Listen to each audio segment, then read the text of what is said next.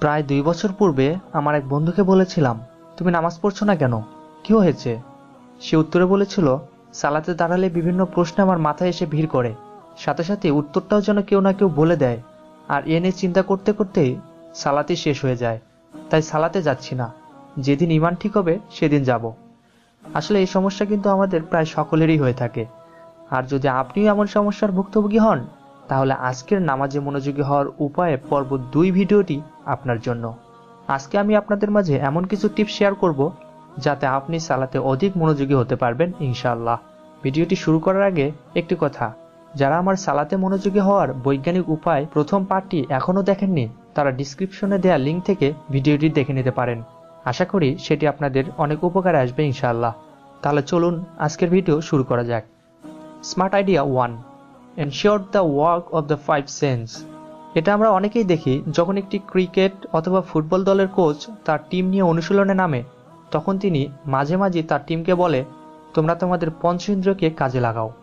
কারণ যে যত ভালোভাবে তার পঞ্চেন্দ্রিয়কে কাজে লাগাতে পারবে, সে তত দ্রুত তার সুফল ভোগ করবে। ঠিক এই কৌশলটি যদি আমরা আমাদের সালাতে ব্যবহার করতে পারি, তাহলে আমরাও এর সুফল দ্রুতই পাবো ইনশাআল্লাহ। সেই পঞ্চেন্দ্রিয়গুলো হলো নাক, কান, চোখ, জিহ্বা ও চামড়া।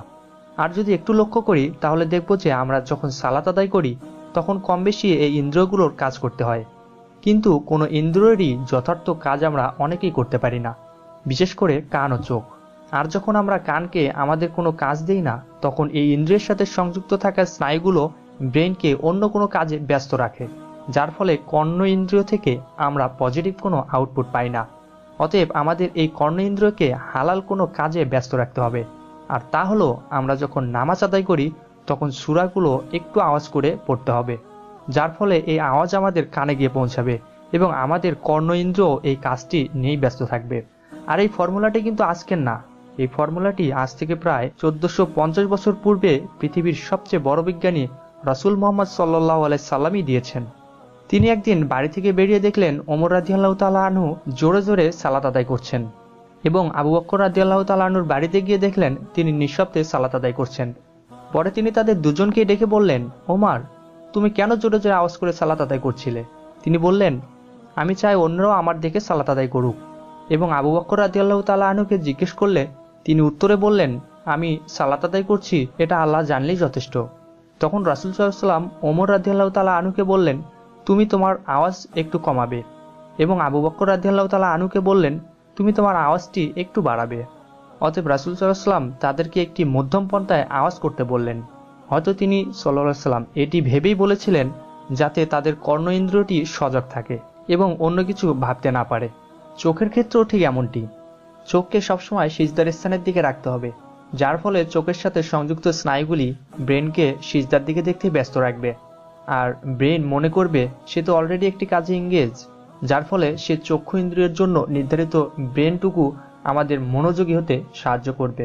তাই যদি আমরা এই দুটি ইন্দ্রিয়ের কাজকে নিশ্চিত করতে পারি, তাহলেই আমরা আমাদের নামাজে অধিক মনোযোগী হতে পারবো ইনশাআল্লাহ। Smart idea 2, Allah talk with you. সালাতকে নিছক ধর্মীয় আনুষ্ঠানিকতা মনে করে মুখস্থ কিছু সূরা ও দোয়া যন্ত্রের মতো পড়ে যাওয়া, রুকু করা এবং এরপরে সিজদা করা, তাশাহুদ থেকে সালাম ফিরানোর সঙ্গে সঙ্গেই হাত তুলে মোনাজাত করা, আবার শেষে চু চু শব্দ করে মসজিদ থেকে বের হয়ে যাওয়া, এই সম্পূর্ণ বিষয়টি যেন একটি রোবোটিক বা যান্ত্রিক বিষয় হয়ে দাঁড়িয়েছে। সালাতের সাথে অন্তরের যে যোগসাজশ আছে তা থেকে আমরা অধিকাংশ মুসল্লিরাই বহু দূরে সরে আছি। অথচ মুসলিম, আবু দাউদ, তিরমিজি, নাসাই, ইবনে মাজাহ এবং মুসনাদে আহমদ সহ প্রায় সকল হাদিসের গ্রন্থে একটি বিশেষ হাদিস উল্লেখ আছে, যা কোনো মুসলমান জানলে আমার মনে হয় সালাতে মনোযোগী হওয়ার জন্য অন্য কিছুই তার বাধা হতে পারবে না ইনশাআল্লাহ।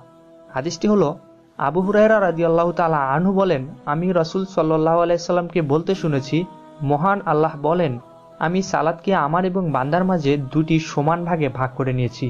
বান্দা যা চাইবে আমি তাকে তাই দান করব। বান্দা যখন বলে আলহামদুলিল্লাহি রাব্বিল আলামিন, যাবতীয় প্রশংসা আল্লাহর জন্যে, যিনি সারা জাহানের প্রতিপালক, তখন আল্লাহ তাআলা বলেন, বান্দা আমার প্রশংসা করেছে। যখন সে বলে আর রহমানির রহিম, তিনি দয়াময়, তিনি অনুগ্রহকারী, তখন মহামহিম আল্লাহ তাআলা বলেন, বান্দা আমার মর্যাদা স্বীকার করেছে এবং আমার কাছে আত্মসমর্পণ করেছে। বান্দা যখন বলে মালিক ইয়াউমিদ্দিন, আল্লাহ তাআলা তখন বলেন আমার বান্দা আমাকে মহিমান্বিত করেছে। বান্দা যখন বলে ইয়্যাকা না'বুদু ওয়া ইয়্যাকা নাস্তাঈন, আমরা কেবল তোমারই ইবাদত করি এবং কেবলমাত্র তোমারই কাছে সাহায্য প্রার্থনা করি, তখন আল্লাহ তাআলা বলেন এটা আমার এবং বান্দার মাঝে, অর্থাৎ বান্দা আমার ইবাদত করবে আর আমি তাকে সাহায্য করব। আমার বান্দা যা চায় আমি তা দেব।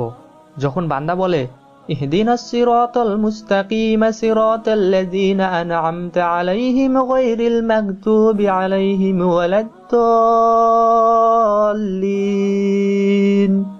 অর্থাৎ আমাদের সরল পথে পরিচালিত করুন সেই সব বান্দাদের পথে যাদের আপনি নিয়ামত দান করেছেন, যারা অভিশপ্ত নয় এবং পথভ্রষ্টও নয়।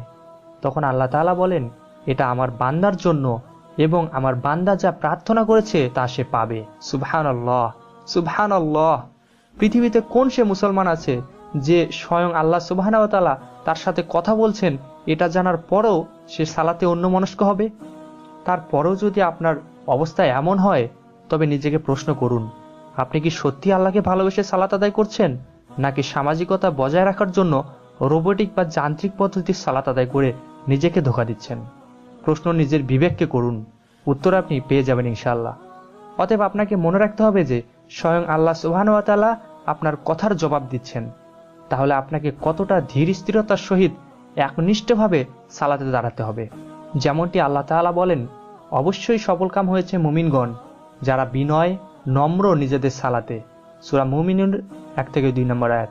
তিনি আরো বলেন তোমরা আল্লাহর সামনে বিনীতভাবে দণ্ডায়মান হও, সূরা বাকারা 283। অতএব তিনি তার বান্দাদেরকে তার নিজের সামনে বিনীত ও নম্রভাবে দণ্ডায়মান হওয়ার জন্য বলেছেন। আল্লাহ আমাদের সবাইকে তৌফিক দান করুন। Smart idea 3, proper recitation the holy Quran. আচ্ছা ধরুন আপনার কাছে কেউ সাহায্যের জন্য খুব দ্রুত আপনার কাছে তার আবদার পেশ করছে, আপনি কি এই অবস্থায় তাকে সাহায্য করবেন, না আপনি চাইবেন যেভাবেই হোক তাকে সেখান থেকে তাড়িয়ে দিতে? সে হোক রেগে গিয়ে, কথার মাধ্যমে, অথবা ভয় দেখিয়ে, আর না হয় 2-4 ঘা উত্তম মধ্যম দিয়ে। কিন্তু সে যদি খুব সুন্দর করে নরমভাবে আপনার কাছে এসে বলতো বাবা আমি অন্ধ মানুষ, আমাকে কিছু সাহায্য করুন, আল্লাহ আপনার উত্তম কল্যাণ দান করবে ইনশাআল্লাহ, তাহলে কিন্তু আপনি তাকে কিছু অর্থ দিয়ে সাহায্য করতেন। ঠিক তেমনই আপনি যখন মহান আল্লাহ তাআলার কাছে কিছু চান তখন যদি প্রথম ভিক্ষুকের মতো দ্রুত আপনার প্রয়োজন পেশ করেন তাহলে কি আল্লাহ তাআলা আপনাকে তা দান করবেন?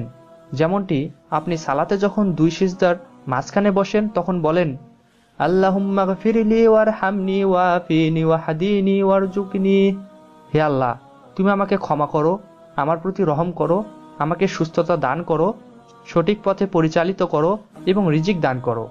এখন এই দোয়াটি যদি আপনি বলেন আল্লাহ মাগফিরলি ওয়ারহামনি ওয়াফিনি ওয়াহদিনি ওয়ারজুকনি, তাহলে কি আল্লাহ আপনার দোয়া কবুল করবেন? অবশ্যই না। আর যদি কবুল নাই করেন তাহলে আপনার এই সালাত আদায় করার দরকারই বা কি, যা আপনাকে জাহান্নাম থেকে বাঁচাতেই পারবে না। অতএব সালাত আদায় করতে হবে ধীর স্থিরভাবে। আর হ্যাঁ, জীবনে কখনো এমন কথা বলবেন না যে দিনরাতে 5 ওয়াক্ত সালাত আদায় করতে মাত্র 50 মিনিটও সময় লাগে না। আল্লাহর কসম করে বলছি কোনো মুমিন ব্যক্তি 5 ওয়াক্ত সালাত 50 মিনিটে আদায় করতে পারে না। যারা সামাজিক সালাত আদায় করে শুধুমাত্র তারাই 5 ওয়াক্ত সালাত 50 মিনিটে আদায় করতে পারে, অথবা তার কমেও হতে পারে। কারণ যখন আপনি এই 50 মিনিট সময়টি উল্লেখ করবেন তা আপনার ব্রেনে গেঁথে যাবে, যা আপনাকে এই 50 মিনিটের মধ্যেই সালাত শেষ করার জন্য বারবার তাগিদ দিতে থাকবে, যা কোনো প্রকৃত মুমিন মুসলিমের জন্য অসম্ভব। অনেকেই বলে আমি সালাতে ধীর স্থিরভাবে সূরা পড়তে চাই, কিন্তু কেন জানি তা পারি না। আমি তাদেরকে বলি আপনি কি এর জন্য আপনার ব্রেনে নতুন কিছু সেট আপ করেছেন, যার ফলে আপনার ব্রেন বুঝতে পারবে তাকে ধীরে ধীরে পড়তে হবে? এখানে আমি আপনাদের একটি বিষয় সাজেস্ট করব, তা হলো আপনি নিয়মিত আপনার পছন্দের কারির তিলাওয়াত শুনুন। হতে পারে তা শেখ আব্দুর রহমান আল সুদাইস, অথবা শেখ মিশরি আল আফাসি, অথবা আব্দুল বাসিদ আব্দুল সামাদ। এর ফলে আপনার ব্রেন ধীরে ধীরে এই কিরাতকে আয়ত্ত করে ফেলবে এবং আপনার সালাতেও দেখবেন আপনি তাদের মতো ধীরে ধীরে সুন্দর করে কোরআন তেলাওয়াত করছেন। স্মার্ট আইডিয়া 4, ইনক্রিজ ইমান।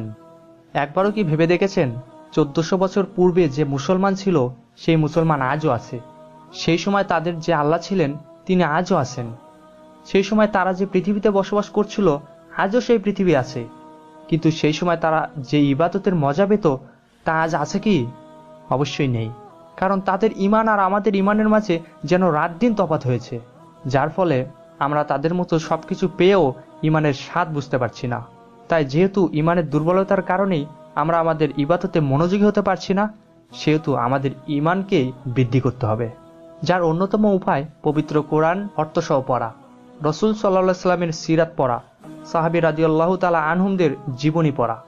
এটা রিয়েলাইজ করা যে আজকে আমরা যে ইসলাম পেয়েছি তার পিছনে কত কষ্ট, কত বেদনা, কত অত্যাচার, কত নিপীড়ন, কত যুদ্ধ, কত শহীদের রক্ত দিতে হয়েছে, কত মায়ের কোল খালি হয়েছে, কত পিতা তার সন্তানের বিরুদ্ধে, কত সন্তান তার পিতার বিরুদ্ধে যুদ্ধ করতেও এতটুকু সংকোচবোধ করেনি, কত স্ত্রী তার স্বামীকে হারিয়েছে, কত বোন তার ভাইকে হারিয়েছে, রাসূল সাল্লাল্লাহু আলাইহি ওয়াসাল্লামের দন্ত মোবারক শহীদ হয়েছে, কত রক্ত তার মাথা থেকে পা পর্যন্ত গড়িয়ে পড়েছে, কত উটের ভুঁড়ি তার মাথার উপর উঠেছে, কত অত্যাচার তাকে সহ্য করতে হয়েছে, শুধুমাত্র আমরা তার উম্মতরা যেন সঠিক দিন পাই। আর আজকে সেই দিন পেয়ে আমরা তার মর্যাদার কথা ভুলতে বসেছি। আল্লাহ তাআলা আমাদের সবাইকে এই বিষয়গুলি রিয়ালাইজ করার তৌফিক দান করুন। যদি আমরা এই বিষয়গুলো জেনে আমাদের অন্তরের মণিকোঠায় তার স্থান পাকাপোক্ত করতে পারি, তাহলেই আমরাও সেই যুগের মানুষদের মতো ঈমানদার মুমিনে পরিণত হব ইনশাআল্লাহ। আল্লাহ তাআলা আমাদের সকলকে তার পূর্ণ ইবাদত করার তৌফিক দান করুন। এখন সম্পূর্ণ ভিডিওটি সাম আপ করলে দাঁড়ায়, সালাতে মনোযোগী হতে আজকের ভিডিওতে যে 4টি কাজের কথা বলেছি তার প্রথমটি হলো, সালাতে আপনি অবশ্যই আপনার পঞ্চেন্দ্রিয়কে কাজে লাগান, বিশেষ করে কান ও চোখ। নাম্বার 2, আপনি এটা মনে রাখবেন যে স্বয়ং আল্লাহ তাআলা আপনার সঙ্গে কথোপকথন করছেন, আপনার কথার উত্তর দিচ্ছেন। নাম্বার 3, ধীরে স্থিরভাবে সালাত আদায় করুন এবং নিয়মিত আপনার পছন্দের কারির তেলাওয়াত শুনুন। এবং নাম্বার 4, আপনার ঈমানকে বৃদ্ধি করুন। আপনি রিয়ালাইজ করুন আপনার এই ইসলাম পাওয়ার জন্য পূর্বের যুগের লোকেরা কি কি করেছে। যদি এই 4টি কাজ সম্পূর্ণ করতে পারেন, তাহলে ইনশাআল্লাহ আপনি আপনার সালাতে অধিক মনোযোগী হতে পারবেন। এছাড়াও আরও কিছু টিপস আছে যা আমি আগামী ভিডিওতে শেখ আব্দুল আজিজ বিন আব্দুল্লাহ বিন বাজ রহিমাহুল্লাহর বই থেকে আপনাদের সঙ্গে শেয়ার করব ইনশাআল্লাহ। সবশেষে আপনাদের কাছে একটা ছোট্ট অনুরোধ, যদি এই ভিডিওটি আপনার জীবনে কোনো সমস্যার সমাধানের ক্ষেত্রে সত্যি এতটুকু সাহায্য হয়, তাহলে ভিডিওটি আপনার বন্ধু অথবা বান্ধবীকে শেয়ার করুন। কারণ আপনার শেয়ারের পর যত লোক এটার উপর আমল করবে, তার সমপরিমাণ নেকি আপনার আমলনামায় উঠতে থাকবে। আর একটি লাইক দিবেন। এমন আরও ইসলামিক ভিডিও পেতে সাবস্ক্রাইব করে আমাদের সঙ্গে কানেক্টেড থাকুন। ওয়া আখিরু দাওয়ানা আনিল হামদুলিল্লাহি রাব্বিল আলামিন। আসসালামু আলাইকুম ওয়া রাহমাতুল্লাহি ওয়া বারাকাতুহু।